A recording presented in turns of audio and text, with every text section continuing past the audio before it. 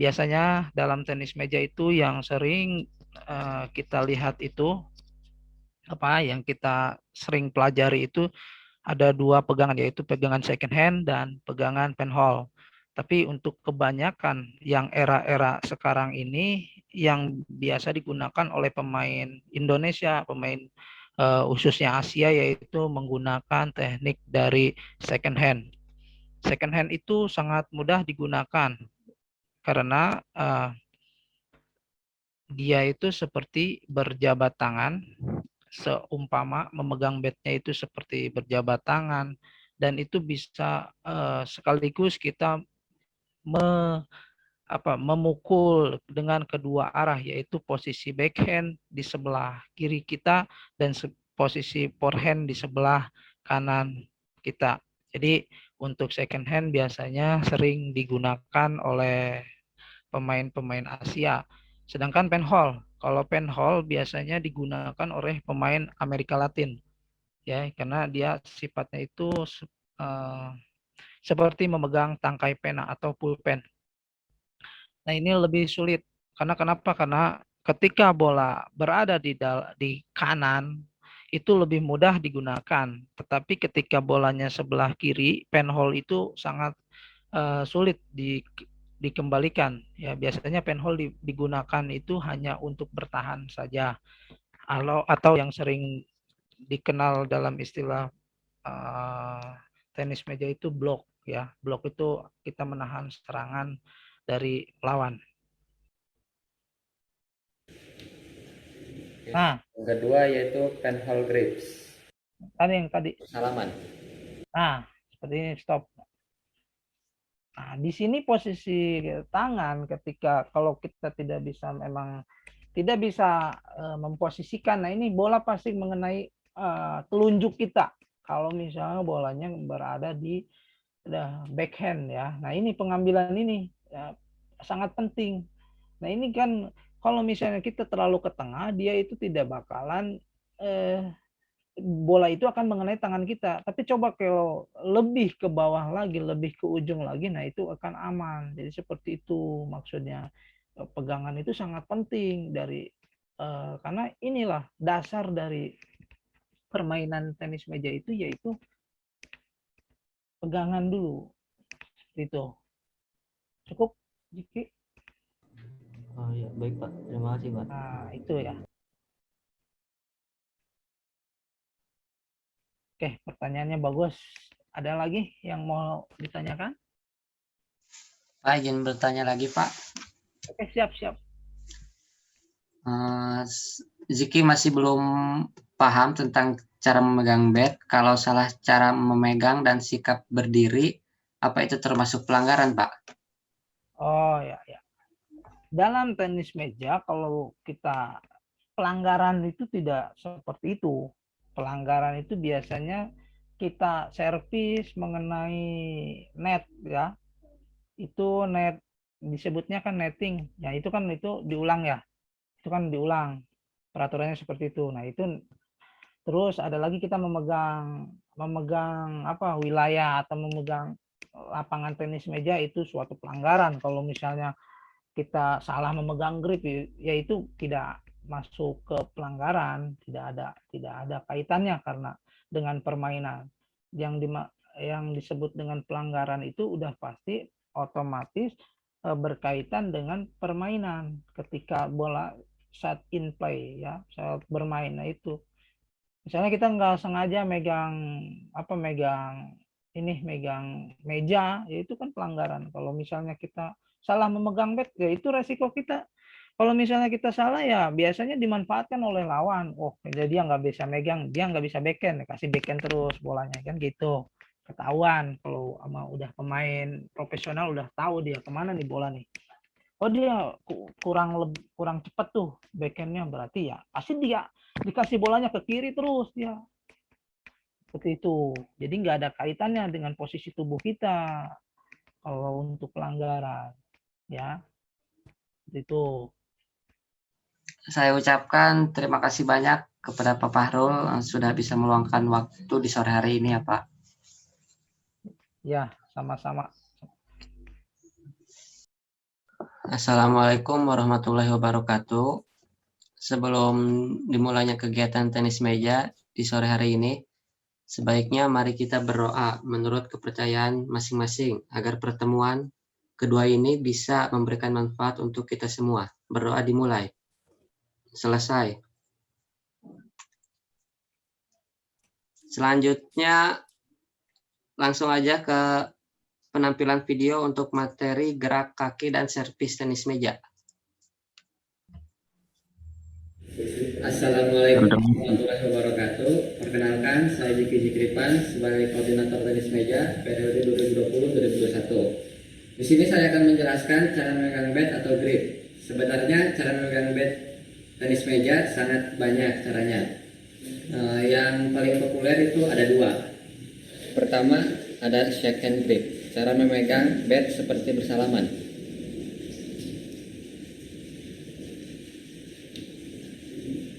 Yang kedua yaitu penhole grips, cara memegang bat seperti memegang pulpen atau pena.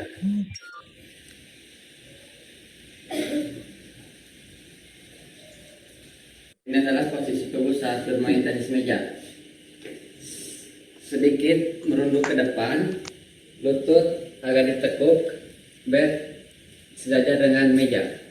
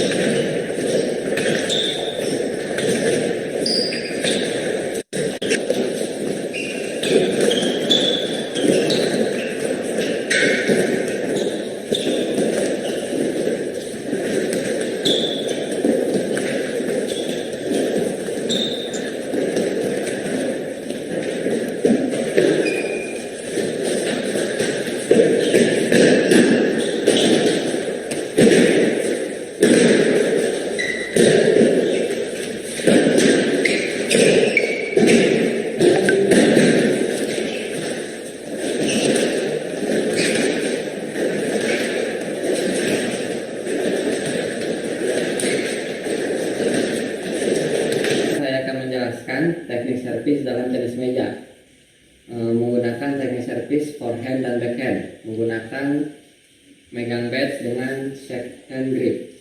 Yang pertama menggunakan teknik servis forehand, yaitu posisi tubuh menghadap ke samping, lutut ditekuk, posisi bat berada di belakang meja, dan bola berada di telapak tangan kiri. Kedua, menggunakan teknik servis backhand dengan cara memegang bat shake hand grip. Yang pertama, posisi badan menghadap ke depan, lutut sedikit menekuk, bat berada di belakang meja, bola berada di telapak tangan kiri.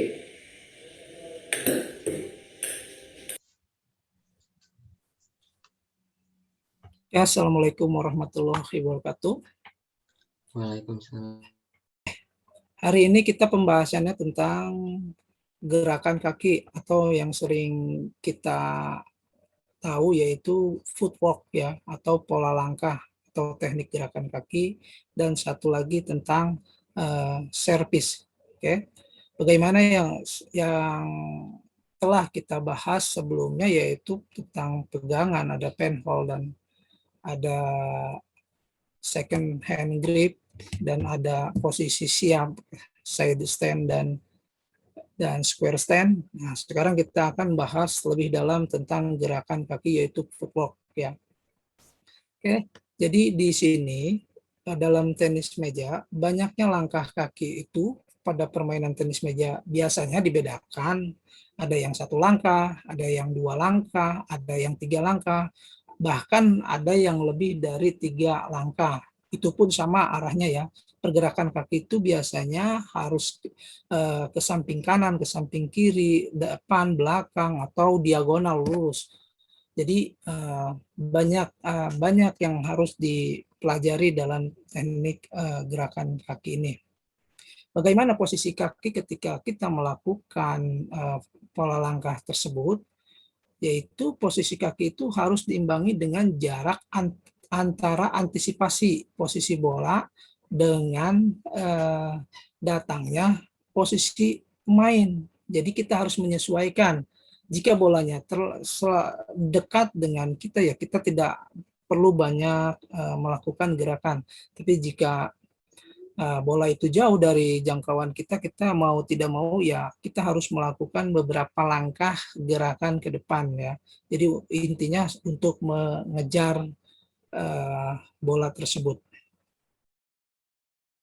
Oke, jadi cukup sekian ya pemaparan dari Bapak. Kurang lebihnya Bapak minta maaf. Selamat berbuka puasa. Assalamualaikum warahmatullahi wabarakatuh. Waalaikumsalam warahmatullahi Waalaikumsalam.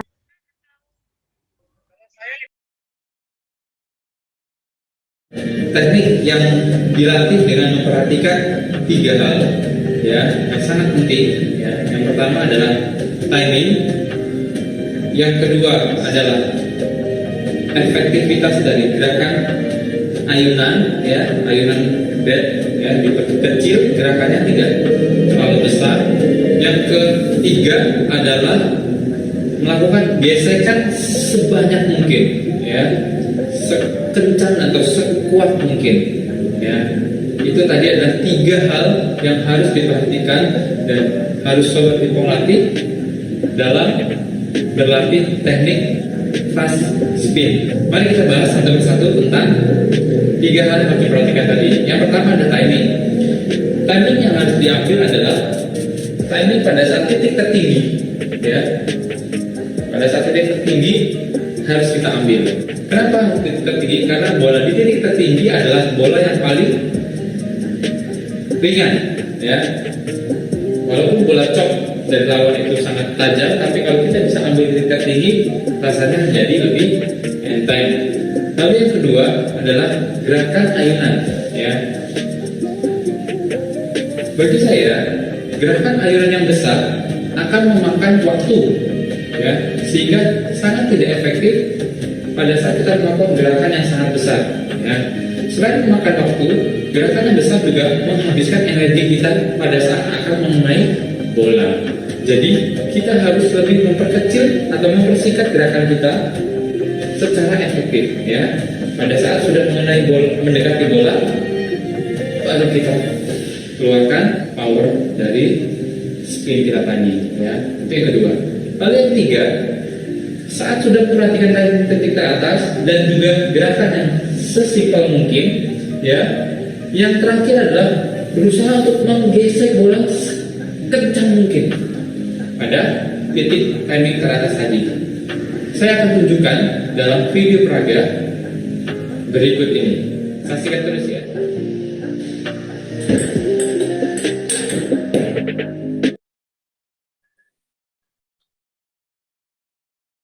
Selanjutnya saya akan menjelaskan teknik pertahanan spin ganto.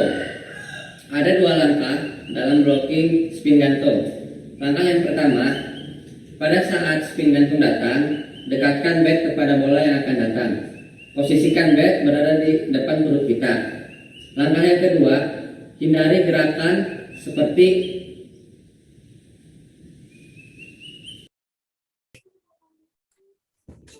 Oke, assalamualaikum warahmatullahi wabarakatuh. Selamat sore. Sebelum kita ke materi yang selanjutnya, kita ulas kembali materi yang sebelumnya. Setelah 2 kali pertemuan, sebelumnya kita telah membahas tentang sikap sedia, servis, dan pola langkah. Nah, untuk sekarang kita akan membahas tentang pukulan atau yang sering kita dengar istilahnya yaitu serangan dan bertahan, serangan dan bertahan. Oke, dalam teknik serangan ini tadi sudah dilihat ya di videonya, itu sangat bagus sekali. Pemaparan videonya juga sangat efektif dan mudah dipahami oleh setiap yang nonton. Nah, jadi dalam teknik menyerang ini yang harus kita perhatikan tadi ada 3 hal, yaitu timing ya, posisi tangan, dan kecepatan juga. Jadi timing juga di sini sangat diperlukan karena ketika kita akan memukul keras, posisi bola itu kita ambil yang paling tertinggi. Kenapa tertinggi? Karena itu sangat memudahkan kita ketika untuk memukul. Apabila bolanya terlalu rendah, itu sangat sulit dikembalikan oleh kita. Jadi kita timing itu sangat penting dalam serangan. Oke, di sini serangan ada dua ya. Serangan itu sebenarnya jadi bisa menggunakan teknik backhand dan pukulan forehand. Pukulan forehand itu apabila bola berada di sebelah kanan untuk yang pemain kanan. Tapi sebaliknya, jadi untuk kidal itu bolanya ada di kiri. Sedangkan backhand bolanya ada di kiri. Kalau misalnya untuk kidal ada di sebelah kanan, jadi kebalikannya. Nah, jadi pukulan-pukulan tersebut jadi digabungkan yang paling keras itu yaitu ada pukulan smash dalam tenis meja. Yang tadi dilihat oleh video itu adalah pukulan serangan atau smash itu pukulan serangan. Nah, bagaimana cara melakukan smash tadi? Sudut gerakan tangannya pun harus tidak boleh boleh jauh ya, karena harus lebih efektif, lebih singkat dan lebih timingnya lebih tepat seperti itu. Nah, untuk gerakan kaki, kalau kakinya posisi kakinya itu mengikuti karena tidak semua pemain itu menggunakan tangan kanan. Kalau misalnya menggunakan tangan kiri kan beda lagi. Jadi istilahnya salah satu kaki berada di depannya seperti itu. Jadi sudutnya juga, sudut pukulan dan kecepatan pukulan itu harus sangat penting diperhatikan. Karena mengingat bola tenis meja itu seperkian detik seperkian detik berjalannya gitu. Jadi kita itu sebagai pemain kita harus tetap fokus dalam permainan tenis meja ya. Jadi seperti itu, ambil timing yang tepat dan apabila bolanya sangat rendah ya jangan memaksakan untuk menyerang. Jadi cukup sekian pemaparan dari Bapak, kurang lebihnya Bapak minta maaf. Assalamualaikum warahmatullahi wabarakatuh.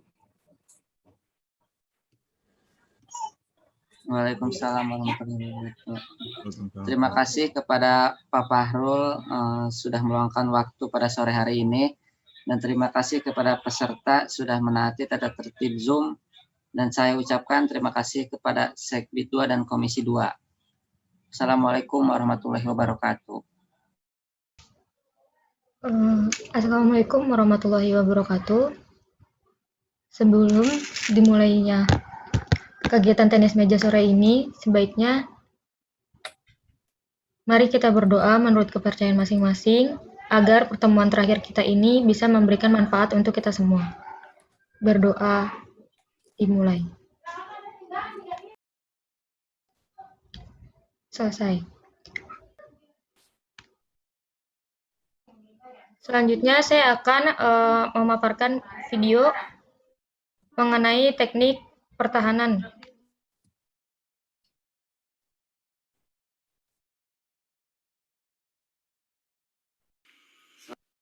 Selanjutnya saya akan menjelaskan teknik serangan dalam tenis meja menggunakan cara teknik forehand drive dan backhand drive. Yang pertama menggunakan teknik serangan forehand drive. Posisikan kaki kiri ke depan, serongkan badan 45 derajat ke kanan, lutut sedikit ditekuk, kemudian bat berada di belakang samping badan. Ayunkan tangan ketika bola datang ke pemain. Selanjutnya cara yang kedua menggunakan teknik serangan backhand drive. Posisikan kaki kanan di depan, serongkan badan 90 derajat ke sebelah kiri, kemudian lutut sedikit ditekuk, bat tarik sampai mendekati pinggang sebelah kiri, kemudian ayunkan tangan ketika bola datang.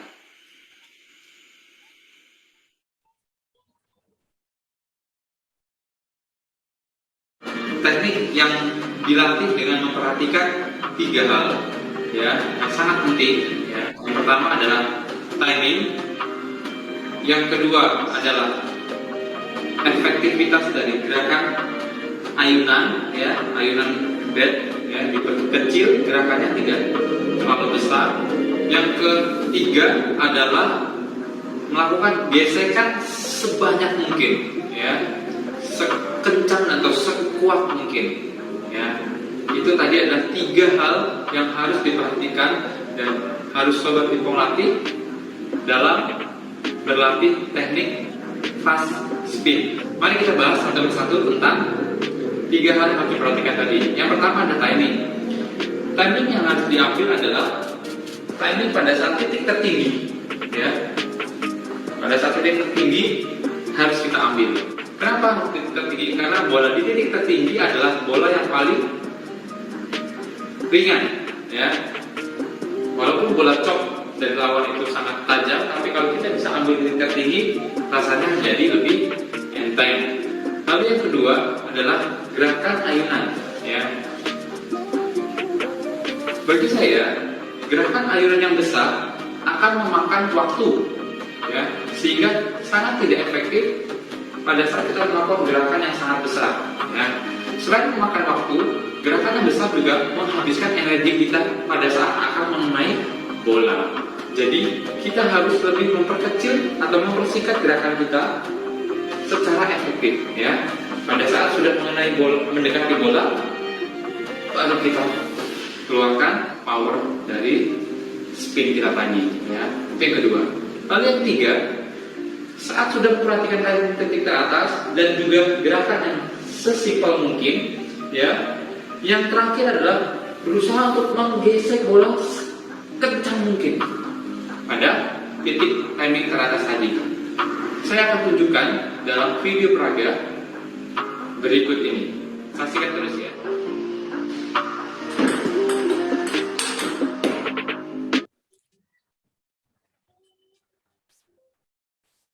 Selanjutnya saya akan menjelaskan teknik pertahanan spin ganto. Ada 2 langkah dalam blocking spin ganto.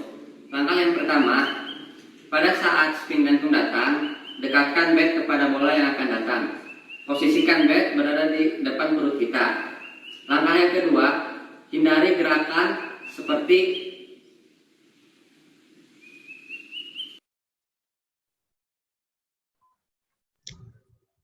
Baik, sekian pemaparan video mengenai teknik pertahanan di olahraga tenis meja. Mungkin langsung saja kepada Pak Faruk Faisal untuk memperjelas apa yang sudah ditampilkan tadi. Oke, Assalamualaikum warahmatullahi wabarakatuh.